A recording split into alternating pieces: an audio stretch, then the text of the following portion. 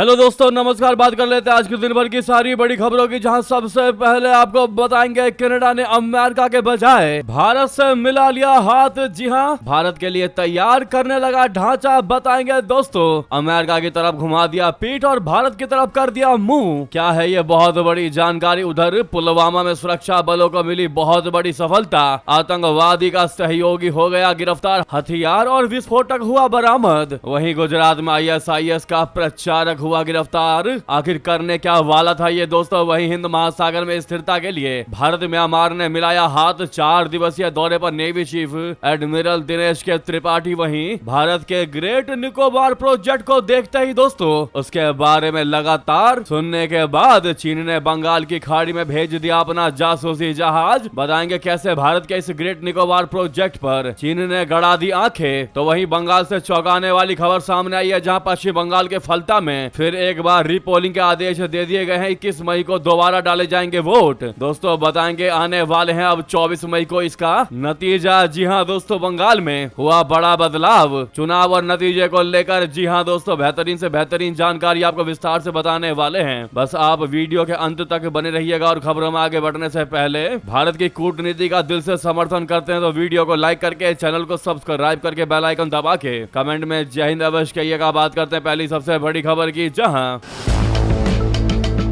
थोड़े से अंतराल के बाद भारत और कनाडा के बीच रिश्ते फिर से मजबूत होने लगे हैं। कनाडा इस संबंध में तेजी से भी काम कर रहा है। कनाडा के उच्चायुक्त क्रिस्टोफर कूटर ने कहा है कि उभरती हुई ऊर्जा साझेदारी भारत कनाडा संबंधों का एक अहम स्तंभ है। ओटावा भारत को ध्यान में रखते हुए अपने एक्सपोर्ट मार्केट को डाइवर्सिफाई करने के लिए जरूरी बुनियादी ढांचा तैयार कर रहा है। इकोनॉमिक टाइम्स से बात करते हुए कूटर ने कहा कि मार्च में प्रधानमंत्री माइक कार्नी की भारत यात्रा के दौरान दोनों देशों ने 62 पैराग्राफ वाले एक संयुक्त बयान पर सहमत हुए थे। इसका सबसे बड़ा हिस्सा एनर्जी से जुड़ा था। इसके अलावा भारत द्वारा 10 सालों में $2.6 बिलियन का यूरेनियम खरीदने के लिए भी एक समझौता किया गया था। कनाडा हाइड्रो एनर्जी का दूसरा सबसे बड़ा उत्पादक, कच्चे तेल का चौथा सबसे बड़ा उत्पादक, नेचुरल गैस का 5वां सबसे बड़ा उत्पादक और LPG का 5वां सबसे बड़ा उत्पादक है। कूटर ने यह बात तब कही जब उनसे पश्चिम एशियाई सप्लाई चेन में तनाव के बीच भारत को कनाडा की एनर्जी सप्लाई के बारे में पूछा गया। जी हां दोस्तों, कूटर ने कहा कि जब प्रधानमंत्री मार्क कार्नी भारत आए थे तो हमने LPG को लेकर बहुत ही विस्तृत चर्चाएं की थी। हमारे यहाँ LPG के 2 बड़े उत्पादक हैं और वे अपना उत्पादन बढ़ा रहे हैं। हम यहाँ पेट्रोलियम मंत्रालय से भी बात कर रहे हैं, इसलिए ये ज्यादा दूर की बात नहीं है। ये शायद 2027 में शुरू हो जाएगा और फिर वहां से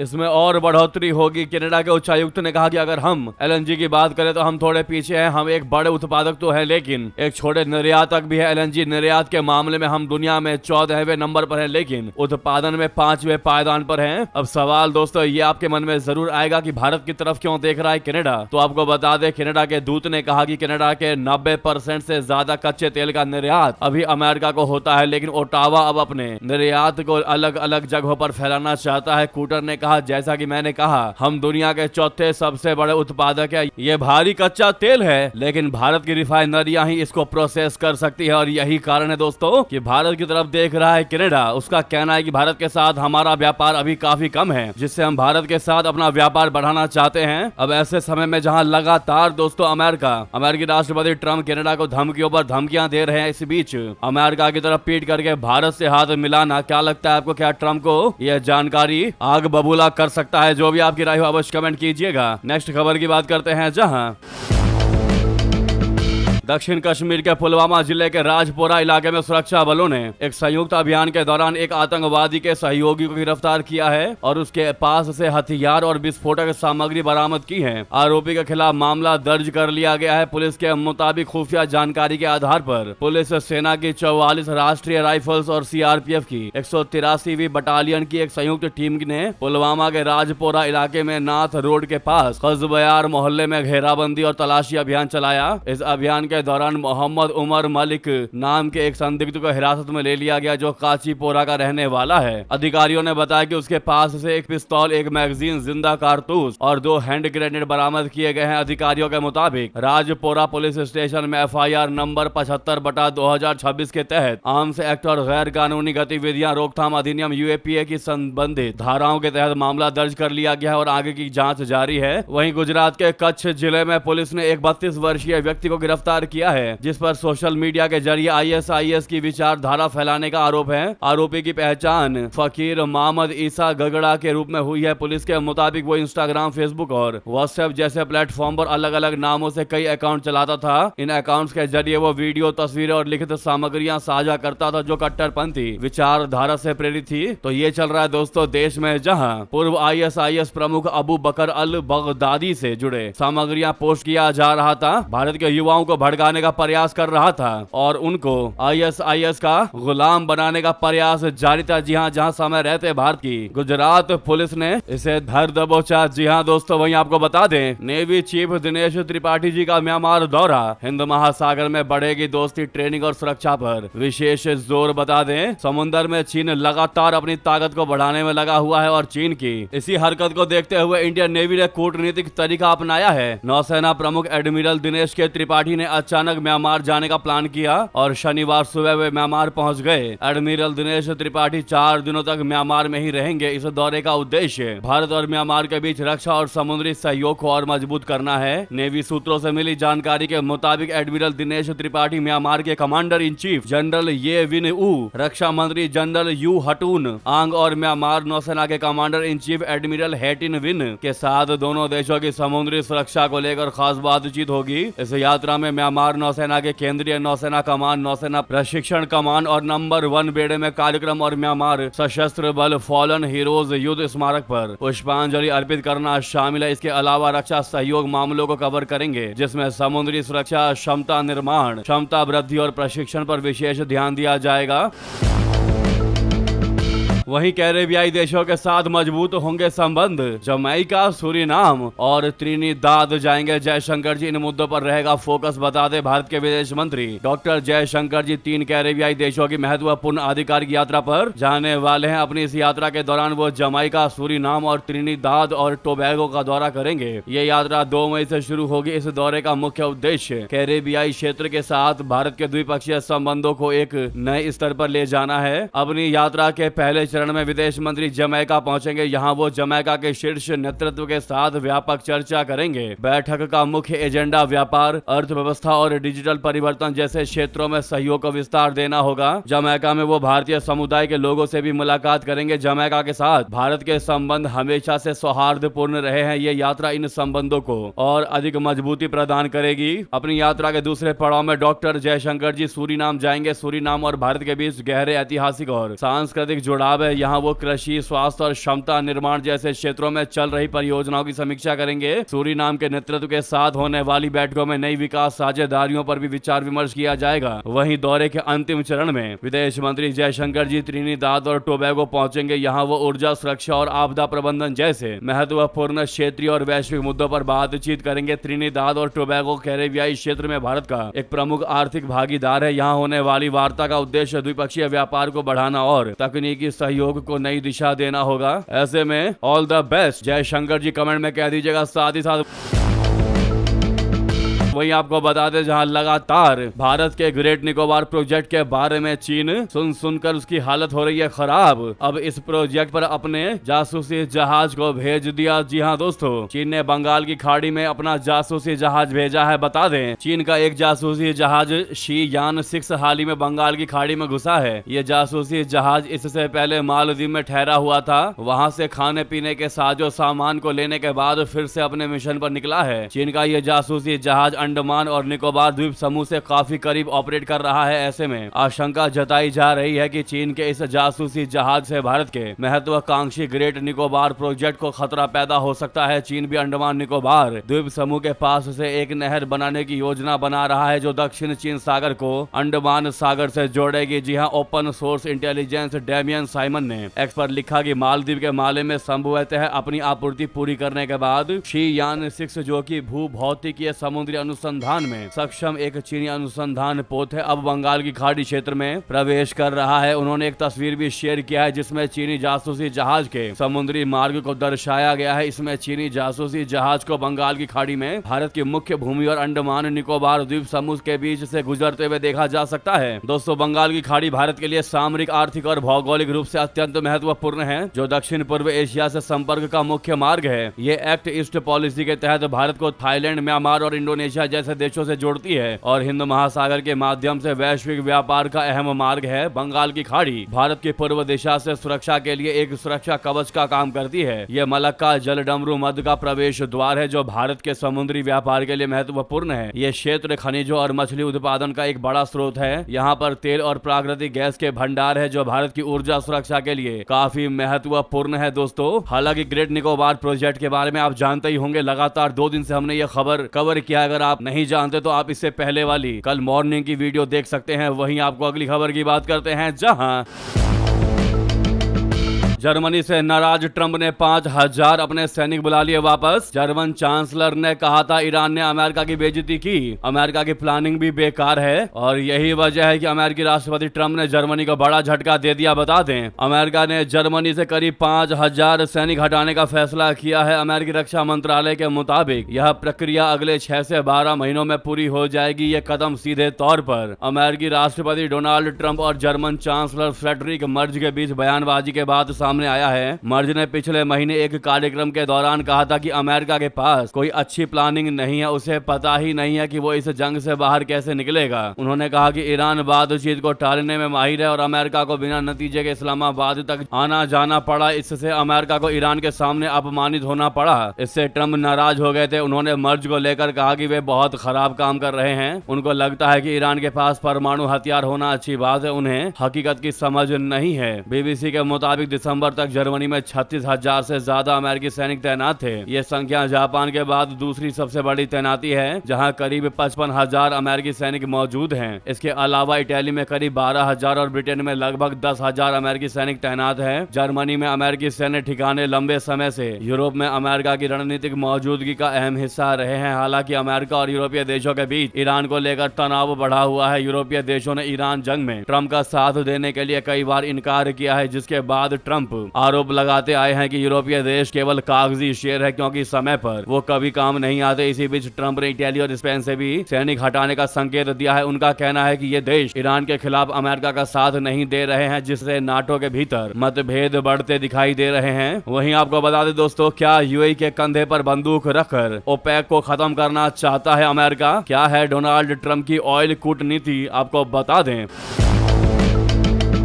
पूरी दुनिया में एक अजीब सी उथल पुथल और अनिश्चितता की स्थिति है। यह समझना मुश्किल है कि कौन मोहरा है और कौन बाजीगर। पहले युद्ध जमीन के हिस्से पर कब्जे के लिए लड़े जाते थे, लेकिन अब युद्ध दूसरे मुल्कों के संसाधनों पर कब्जे के लिए लड़ा जा रहा है। इतिहास गवाह है कि दूसरे विश्व युद्ध के बाद किस तरह अमेरिका ने मिडल ईस्ट के तेल भंडारों पर कब्जे की बिसात बिछाई। इस क्षेत्र में प्रभुत्व के लिए इजराइल को मजबूत बनाया, युद्ध की आग को हवा देकर अरब देशों के बीच डर पैदा किया और सुरक्षा का भरोसा देकर अपने पेट्रोल डॉलर को मजबूत किया। अमेरिका ने इस तरह गोटियां चली कि कोल्ड वॉर में उसका प्रतिद्वंदी यूएसएसआर खंड खंड हो गया है और अमेरिका दुनिया का दरोगा बन गया। अमेरिकी हुक्मरानों ने अपनी सहूलियत और फायदे के हिसाब से कभी तानाशाह को खड़ा किया, कभी उन्हें ध्वस्त कर दिया। इस लिस्ट में इराक के सद्दाम हुसैन भी है और लीबिया के कर्नल गद्दाफी भी। जो भी अमेरिका की मर्जी के खिलाफ गया उसे मिटाने में देर नहीं लगाया। अमेरिका के खिलाफ लगातार मोर्चा लेने वाले ईरान के supreme leader Ali Husseini Khamenei का भी वही अंजाम हुआ, लेकिन इन सब के पीछे एक बड़ी वजह रही इन मुल्कों के संसाधन, खासकर तेल पर कब्जा।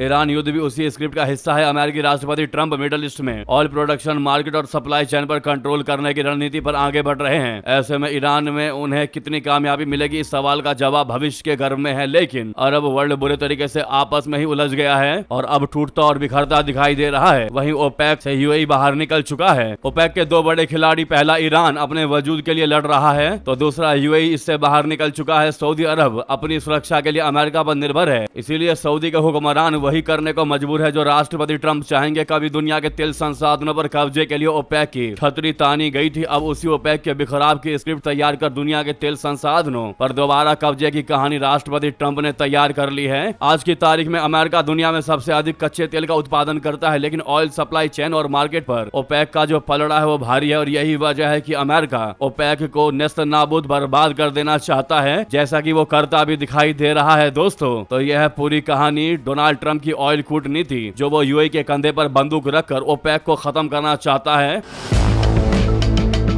तो वहीं आपको बता दें, मिडल ईस्ट में अमेरिकी सेना की कमर तोड़ चुका ईरान, 8 देशों में 16 सैन्य ठिकाने बुरी तरह तबाह। ये हम नहीं दोस्तों, एक नई रिपोर्ट में बड़ा खुलासा हुआ है। जी हाँ, मिडल ईस्ट जंग को लेकर एक बड़ी जानकारी सामने आई है जो आपको बताना जरूरी है। ईरान ने अमेरिका के सैन्य ठिकानों को बहुत ज्यादा नुकसान पहुंचाया है। हाल ही में आई नई जांच से जुड़ी रिपोर्ट के मुताबिक ईरान ने अहम ठिकानों को निशाना पर लेते हुए अमेरिका के खिलाफ ये कार्रवाई की है। CNN की रिपोर्ट के मुताबिक जांच में पता चला है कि ईरानी हमलों में कम से कम 16 अमेरिकी सैन्य ठिकानों को क्षतिग्रस्त किया गया है। ये मिडल ईस्ट में मौजूद अमेरिकी सैन्य ठिकानों का हिस्सा है। इस नुकसान में अहम ठिकाने शामिल है। इससे इलाके में अमेरिका की मौजूदगी को लेकर सवाल खड़े हो गए। दोस्तों, इस रिपोर्ट में कहा गया है कि अमेरिका के 8 देशों में मौजूद इन सैन्य ठिकानों को निशाना बनाया गया है। ये इतने बुरे तरीके से क्षतिग्रस्त हुए हैं जो आंशिक रूप से इस्तेमाल के लिए बचे ही नहीं है। साथ ही इस रिपोर्ट में सैटेलाइट तस्वीरों और अमेरिका समेत खाड़ी अरब देशों के अधिकारियों के इंटरव्यू का हवाला दिया गया। तो वहीं बता दें, उधर युद्ध की सुगबुगाहट के बीच ईरान ने ट्रंप को सख्त चेतावनी दी। कहा, अमेरिका की किसी भी मूर्ख हरकत के लिए हमारी सेना फुल तैयार है। ईरान और अमेरिका के बीच फिर से युद्ध होने की सुगबुगाहट शुरू हो चुकी है। दोस्तों,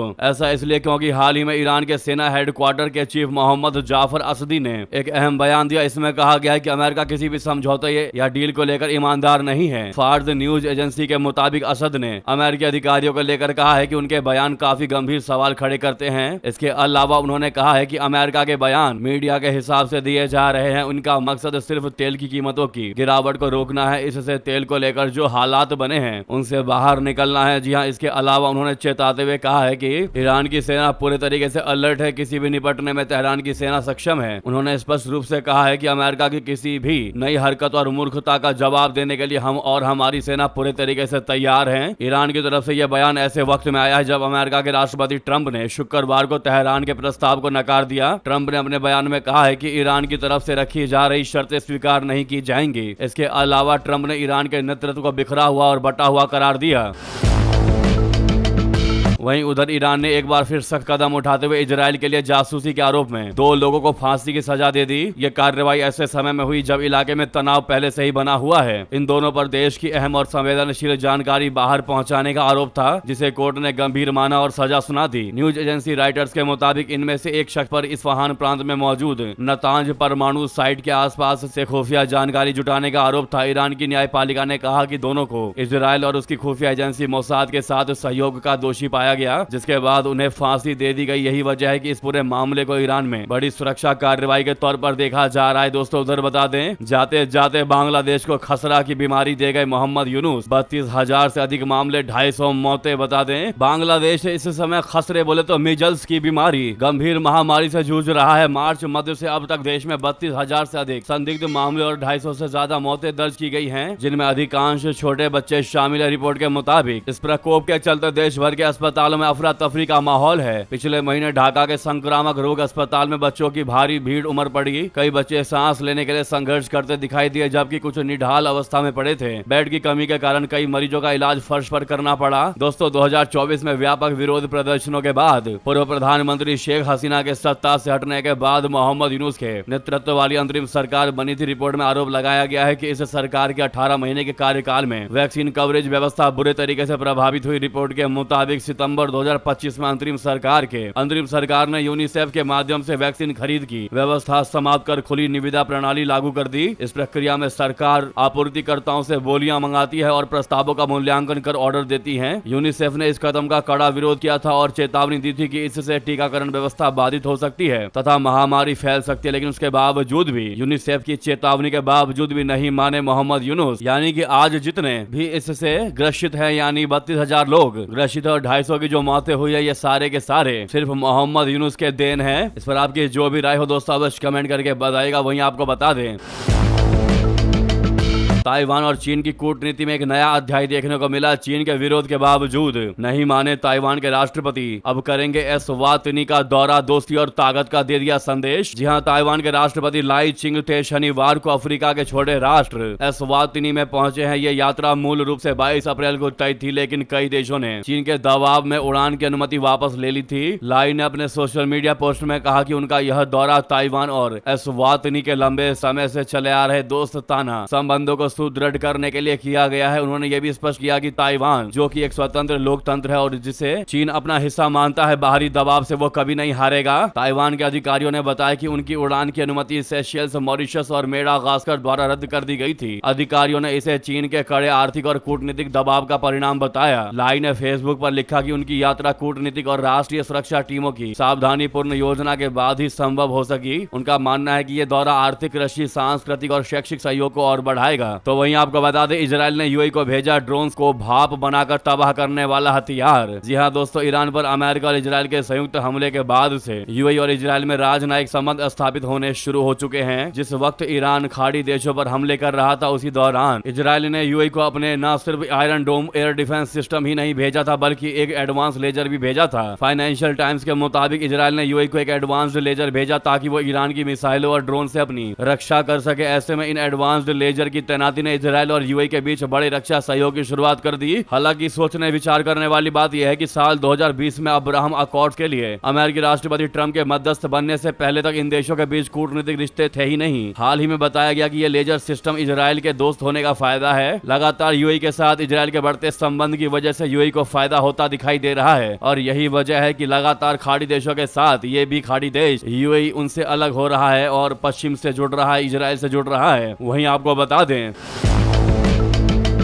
पश्चिम बंगाल के फलता में भी रीपोलिंग के आदेश दे दिए गए। दोस्तों 21 मई को दोबारा डाले जाएंगे वोट। जी हां, पश्चिम बंगाल के फाल्टा विधानसभा क्षेत्र के सभी 285 मतदान केंद्रों पर 21 मई को फिर से मतदान कराया जाएगा, जिसके नतीजे 24 मई को आएंगे। चुनाव आयोग ने प्रदेश की 144 फाल्टा विधानसभा क्षेत्र में 29 अप्रैल को बड़ी संख्या में मतदान केंद्रों पर वोटिंग के दौरान हुई गंभीर चुनावी गड़बड़ियों और लोकतांत्रिक प्रक्रिया के उल्लंघन के मद्देनजर ये फैसला लिया है। वहीं फाल्टा के हाजिम नगर में कथित धमकी और डराने धमकाने के मामले में पंचायत प्रधान इजराफिल चौकीदार के खिलाफ एफआईआर दर्ज कर लिया गया है। इस मामले में अब तक 3 टीएमसी कार्यकर्ताओं को भी गिरफ्तार किया जा चुका है। हालांकि पश्चिम बंगाल में 4 मई को 293 बाकी सीटों पर मतगणना होगी। वहीं आपको बता दें, केंद्रीय कर्मचारियों की तैनाती के खिलाफ टीएमसी की अपील खारिज। सुप्रीम कोर्ट ने ही दिया तगड़ा झटका, कह दिया ये चुनाव आयोग का अधिकार है, इस पर अलग आदेश की आवश्यकता नहीं है। जी हाँ दोस्तों, तृणमूल कांग्रेस यानी टीएमसी चीफ और पश्चिम बंगाल की मुख्यमंत्री ममता बनर्जी के लिए इस बार का विधानसभा चुनाव तरह तरह की मुश्किलें खड़ी कर रहा है। केंद्र की नरेंद्र मोदी सरकार से ममता का पंगा पुराना है। अब तो उन्होंने संवैधानिक संस्थाओं पर भी सवाल दर सवाल खड़े कर उनकी विश्वसनीयता संदिग्ध बनाने में कोई कसर नहीं छोड़ी है। चुनाव आयोग ने बिहार के बाद जब दूसरे कुछ राज्यों में गहन मतदाता पुनरीक्षण एसआईआर का काम शुरू करा है, तो ममता ने इसे ये कहकर प्रचारित किया कि जानबूझकर चुनाव आयोग बंगाल के मतदाताओं के नाम काट रही है, वे कभी किसी भी हाल में एसआईआर होने नहीं देंगी। तब से लेकर अब तक चुनाव आयोग से ममता की लड़ाई जारी है। चुनाव आयोग के आदेश निर्देशों के खिलाफ ममता सरकार या उनकी पार्टी टीएमसी ने हाई कोर्ट से लेकर सुप्रीम कोर्ट तक कई बार दरवाजा खटखटाया। यह भी दिलचस्प पहलू है, किसी मामले में उन्हें बड़ी कामयाबी हासिल नहीं हुई, हर बार उन्हें मुंह की खानी पड़ी।